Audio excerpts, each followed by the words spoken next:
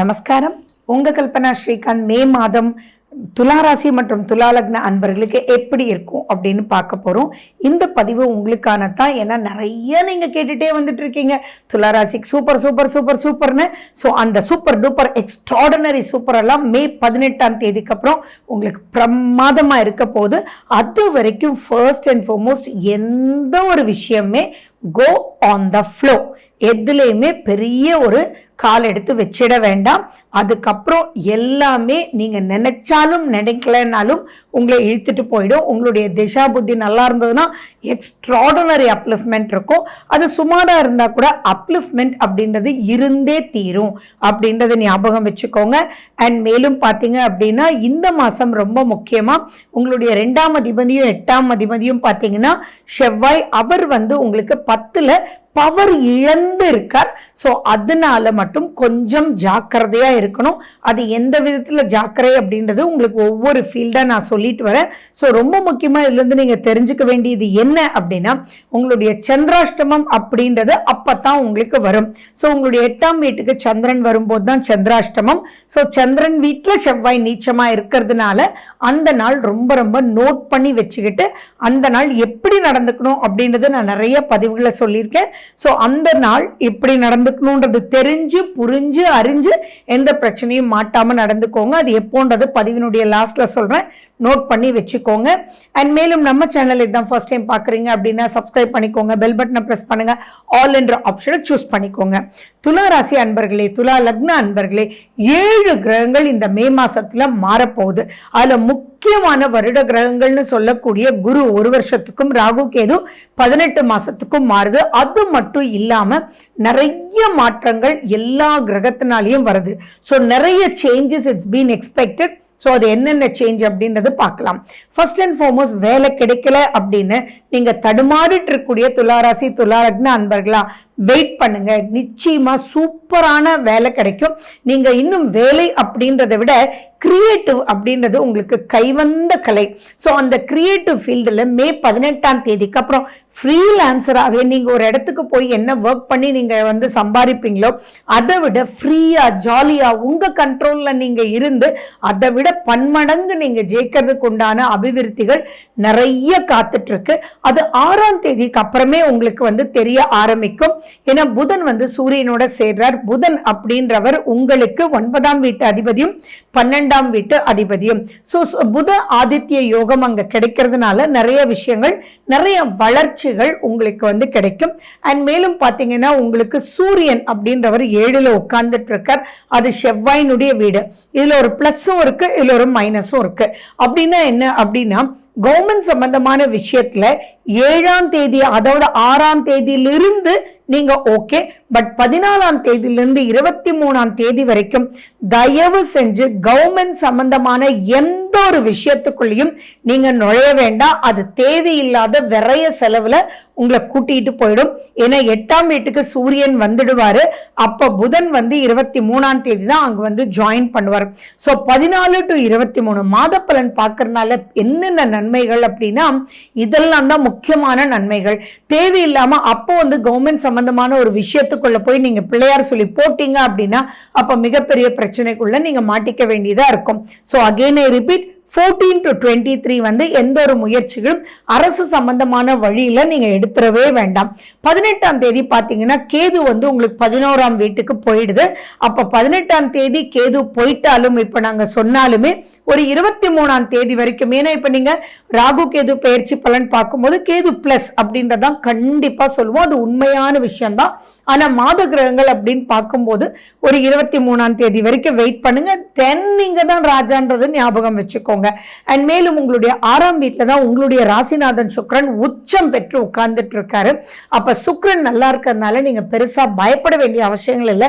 எப்பயுமே எந்த கிரகம் எது எப்படி நல்லா இல்லை அப்படின்னாலும் லக்னாதிபதி அப்படின்றவர் சூப்பரா இருந்துட்டாரு அப்படின்னா எதையும் ஜெயிக்க, எதையும் வெல்ல, எந்த சேலஞ்சையும் மீட் பண்றதுக்கு உங்களுக்கு சூப்பரான தெம்பு வந்துடும். அந்த சுக்கிரன் சூப்பரா இருக்காரு உச்சம் பெற்று, அதனால பயப்பட வேண்டிய அவசியங்கள் இல்லை. அது மட்டுமா, குரு பகவான் வந்து 14ஆம் தேதி உங்களுக்கு 9ஆம் வீட்டுக்கு போறார். 9க்கு குரு போறதே சிறப்பு.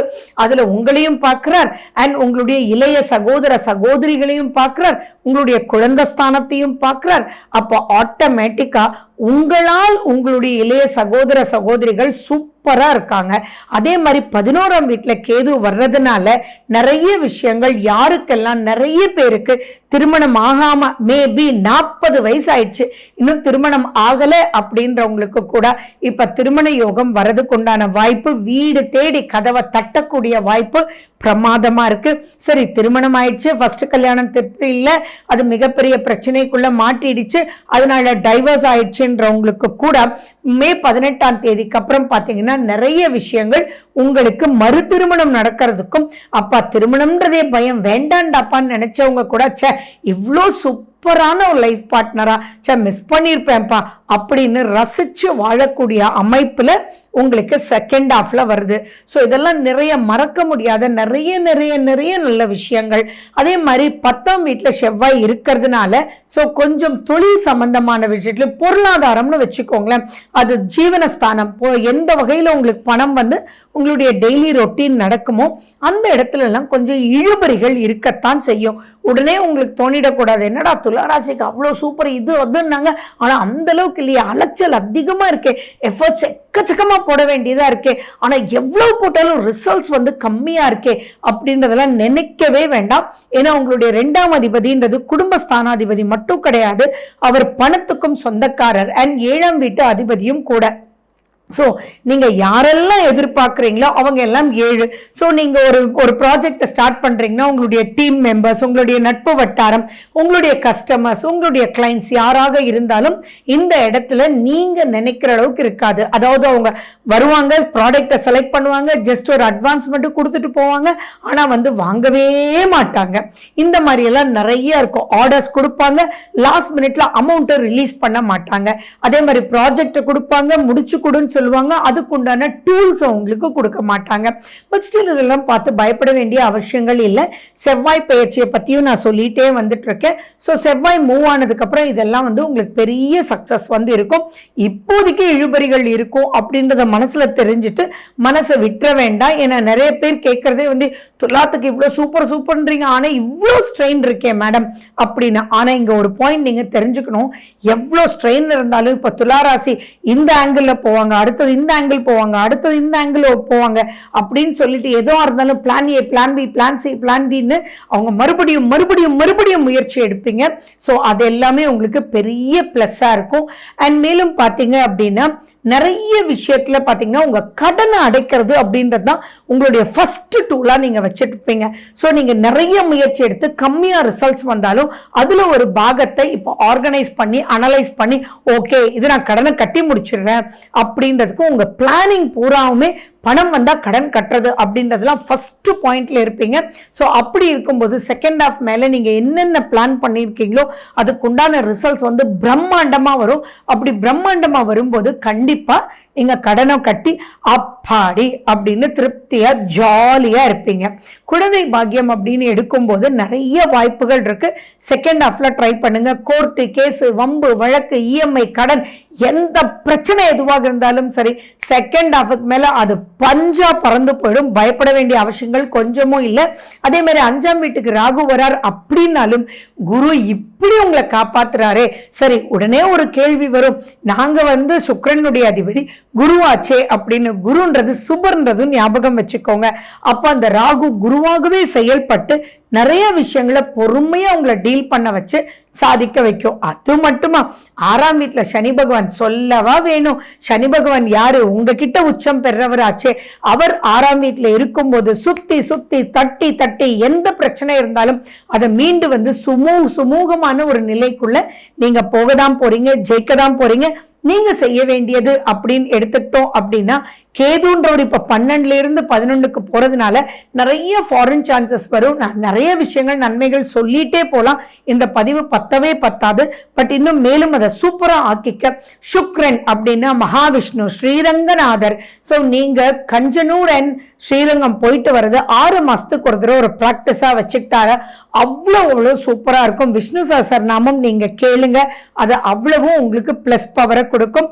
அண்ட் மேலும் உங்களோட சந்திராஷ்டம டேட் நான் சொல்றேன்னு சொல்லியிருக்கேன், நோட் பண்ணிக்கோங்க. அப்ப மட்டும் நீங்க ரொம்ப ரொம்ப கேர்ஃபுல்லா இருக்கணும் அப்படின்றத மைண்ட்ல வச்சுக்கோங்க. கேர்ஃபுல்ன்றது அந்த பாயிண்ட்ல வந்து நீங்க யாருடன் மூவ் பண்ணாலுமே அந்த இடத்துல பிரச்சனை வர்றதுக்கு வாய்ப்பு இருக்கு. நீங்க நினைச்சது ஒண்ணு நடக்கிறது ஒண்ணா இருக்கும். அந்த 2 days வந்து நிதானம் நிதானம் நிதானம், அதுதான் உங்களுடைய வின்னிங் சீக்ரெட். எப்போ அப்படின்னு பாத்தீங்கன்னா 26ஆம் தேதியிலிருந்து 28ஆம் தேதி வரைக்கும் உங்களுக்கு சந்திராஷ்டமம் 1:40 26ஆம் தேதி மத்தியானம் ஸ்டார்ட் பண்ணி 28ஆம் தேதி 1:36 உங்களுக்கு வந்து முடியுது. ஸோ அந்த காலகட்டம் ப்ளீஸ் நான் சொல்றேன், அலாம் வச்சுக்கோங்க, கேர்ஃபுல்லா அந்த இடத்துல இருங்க. நார்மல் ரொட்டீன் ஓகே, பட் எந்த ஒரு கேள்விகள் எழுப்புறதோ கேட்கறதோ உங்க குரலை உயர்த்தி பேசுறதோ அதெல்லாம் மிகப்பெரிய பிரச்சனைக்குள்ள வந்துடும். இதை மட்டும் நீங்க பார்த்துக்கிட்டீங்கன்னா போறோம். அன்னைக்கு விநாயகர் கோயிலுக்கு போயிட்டு உங்க வேலைகளை ஆரம்பிங்க. ஒரு பீஸ் வெல்லம் போட்டுட்டு உங்களுடைய வேலைகள் நீங்க டெய்லி ரொட்டீனை ஸ்டார்ட் பண்ணுங்க. எந்த ஒரு பிரச்சனையும் இருக்காது. So wish you good luck. வாழ்க வளமுடன். நன்றி, வணக்கம்.